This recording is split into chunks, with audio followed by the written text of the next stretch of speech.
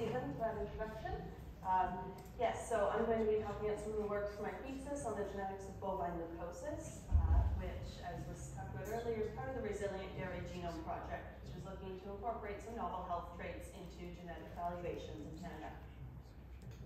The objectives of my project are to identify the prevalence of leukosis in Canada and to estimate genetic parameters for leukosis susceptibility and examine genes associated with leukosis susceptibility through a genome-wide association study. To begin, I'm going to give a brief overview of what leukosis is and why it's an issue that we face. Leukosis is a contagious disease caused by the bovine leukemia virus, and there's no vaccine or treatment for it. So once a cow becomes infected, they're infected for the rest of their life. Within 2 to 5 years of infection, 30% of animals will develop persistent lymphocytosis, and 5% will develop malignant lymphoma. Now, that would always be fatal, but often cows are called prior to that due to other issues associated with leukosis, such as decreased milk production, immune dysregulation, and fertility challenges, all of which can also contribute to a decrease in welfare. It's been estimated that the costs associated with leukosis range from $412 to $635 per infected cow, costing the average infected Canadian farm $12,000 to $19,000 per year. Now, animals can be exposed to the bovine leukemia virus in a myriad of ways, and which management practices pose the greatest risk for transmission is still unclear. Some transmission can occur through the placenta or around calving, although that does seem to be relatively rare.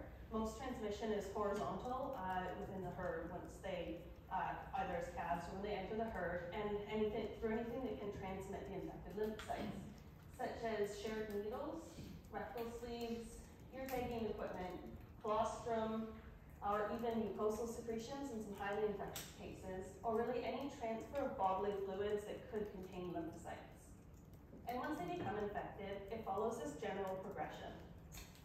Around the time of infection, they can develop a flu-like syndrome, and within a few weeks, they're in a state of persistent infection, which can lead to immune dysregulation as the B cells are constantly activated and destroyed.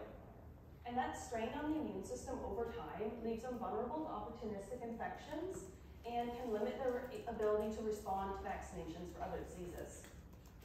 And if they remain in the herd long enough for the disease to continue to progress, they can eventually develop tumors throughout their body.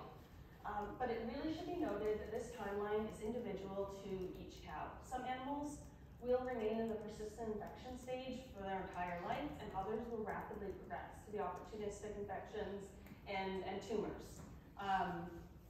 And this is all dependent on the cow and a variety of environmental and agent factors that are still largely unknown.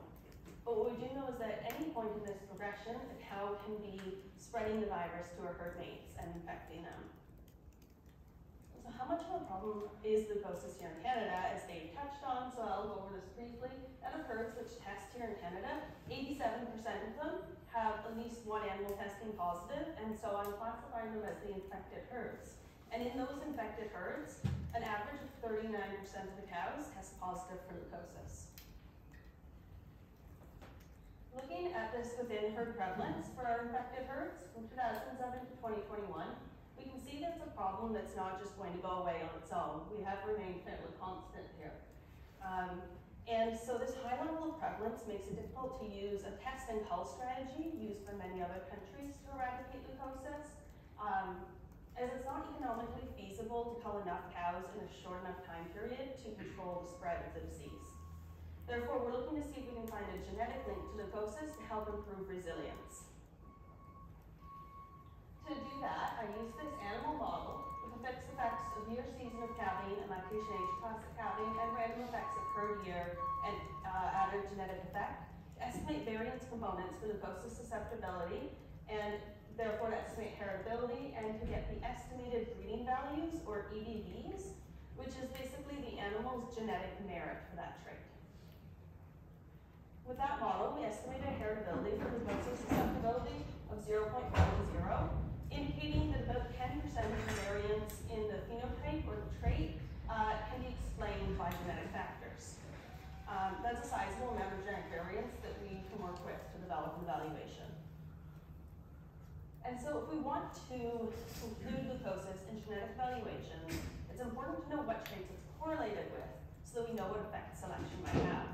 So here we're looking at the correlations of the EBVs for traits that are already assessed in the Canadian system, and so that the value of their correlation with the EBV for the leukosis.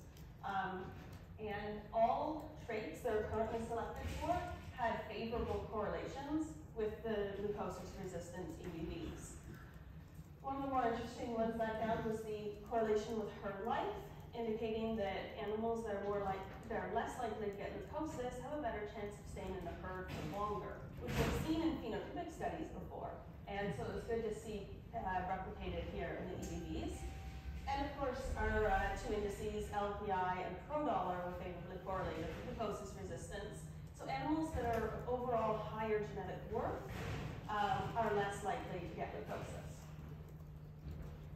Switching gears a little bit into the genomic side of things, we performed a single-step evaluation of leukosis susceptibility. And so this takes advantage of the genotyped animal's information and includes SNP, or single nucleotide polymorphism information, on top of the phenotype and pedigree information that was involved in the original analysis.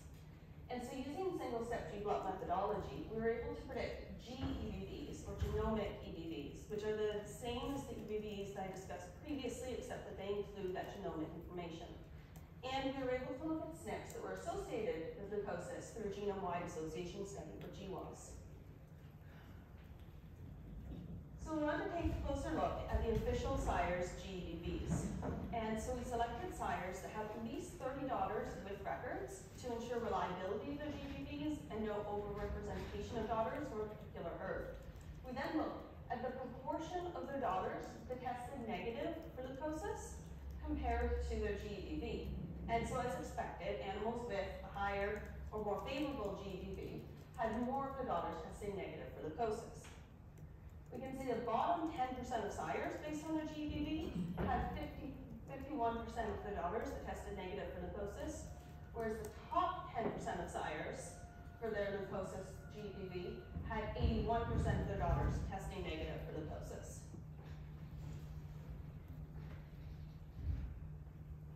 Moving on to the genome-wide association study, here we're looking for SNPs that are associated with leukosis. And so each little dot represents a SNP, which is just a little one single polymorphism on a gene. And those that are below this line are not significantly associated with leukosis, so most of them, as expected. But we do have a very significant peak here on chromosome 23. And so that's indicating that there are SNPs, some on that chromosome in that position, that are closely linked to a gene that's related to leukosis, either susceptibility or resistance. And yeah, next steps to do a functional analysis would give us more of an indication as to what gene that is exactly, but for now we just know the approximate position of it. So yes, next steps, there is further work to be done before this can be implemented into genetic selection. As I said, we'd like to do a functional analysis of the GWAS results to identify a candidate gene on chromosome 23 there. And we would also, it would be good to get some more information on when the animals are becoming infected and which management practices pose the greatest risk. Because when you're working with a disease like leukosis, you have to work at it from both a genetic and management practices perspective to be able to provide the best strategies to producers to control and hopefully one day eradicate leukosis from their herds.